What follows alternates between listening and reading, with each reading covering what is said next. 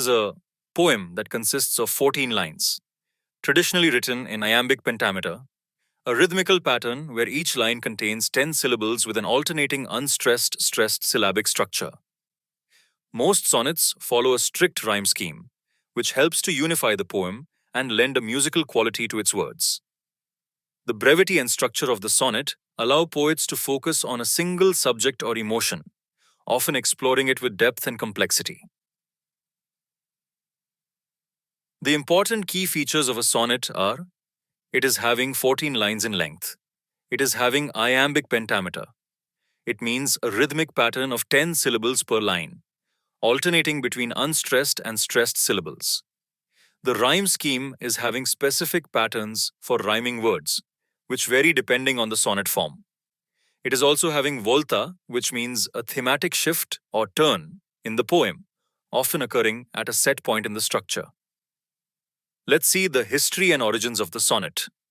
Now, the sonnet originated in Italy during the 13th century and was developed by poets such as Giacomo da Lentini and Francesco Petrarca, known in English as Petrarch. Petrarch's sonnets, which focused on unattainable love, set the standard for the Italian, or Petrarchan, sonnet form, and his influence on poetry remains strong. By the 16th century, the sonnet had spread to England, where it was championed by poets such as Sir Thomas Wyatt and Henry Howard, Earl of Surrey. Their efforts to adapt the sonnet to the English language paved the way for the form's most famous practitioner, William Shakespeare. Sonnets can be divided into various types. While there are several variations of the sonnet, three main types are most well known: the Italian or Petrarchan sonnet, the English or Shakespearean sonnet, and the Spenserian sonnet. Each type has its own rhyme scheme and structure, but all retain the 14-line form. 1. Italian Petrarchan sonnet. The Italian sonnet, named after Petrarch, is divided into two parts: an 8-line octave and a 6-line sestet. The rhyme scheme of the octave is usually abba abba, while the sestet can vary but often follows sidek de or cd cd cd. The octave presents a problem or theme, and the sestet offers a resolution or counter-argument, marked by a thematic shift called the volta, or turn, often placed between the 8th and 9th lines. Let's see the example of an Italian sonnet. The opening lines of Petrarch's Sonnet 90 capture the emotional intensity characteristic of the form. Upon the breeze she spread her golden hair, that in 1,000 gentle knots was turned, and the sweet light beyond all measure burned in eyes where now that radiance is rare. 2.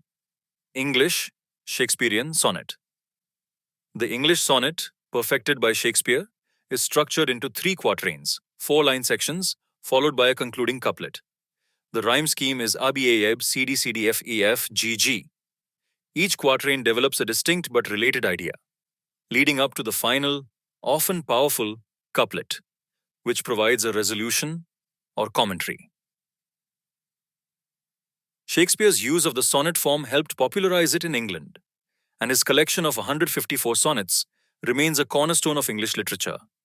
His sonnets explore a range of themes, from love and beauty to the ravages of time. Let's see the example of an English sonnet.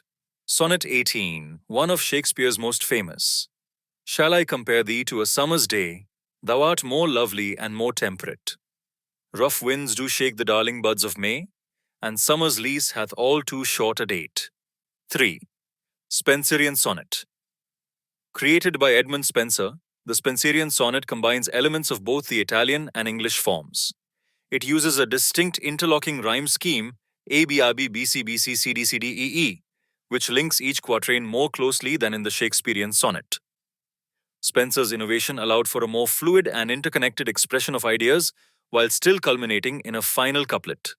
Let's see the example of a Spenserian sonnet. Excerpt from Spenser's Amoretti Sonnet 75. One day I wrote her name upon the strand, but came the waves and washed it away. Again I wrote it with a second hand, but came the tide and made my pains his prey. The Volta, the sonnet's thematic turn.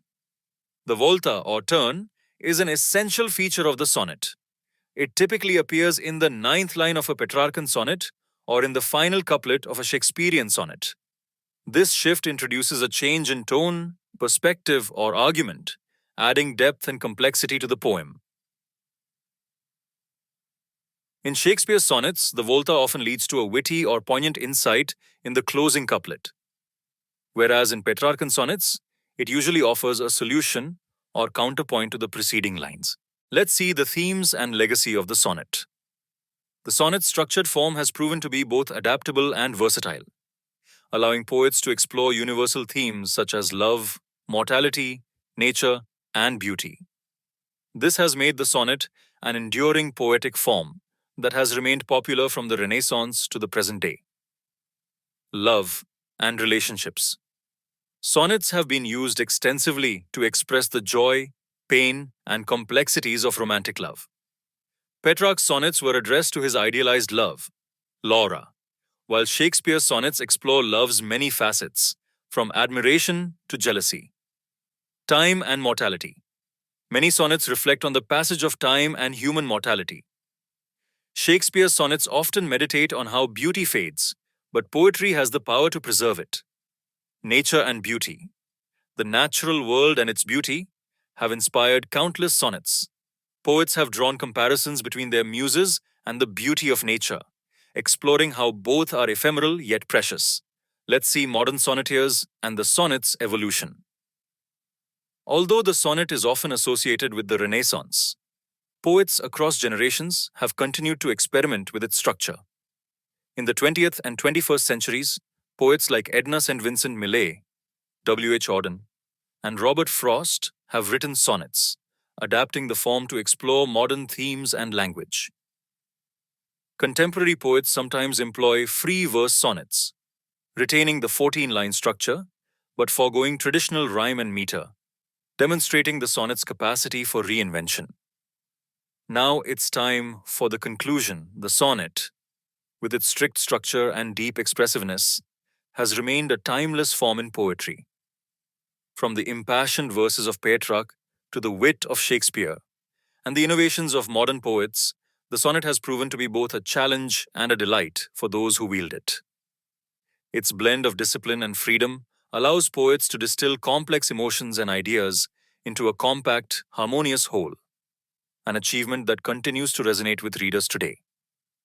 The sonnet, whether written in love or contemplation, in structured rhyme or free verse, will always be a testament to the enduring power of poetry.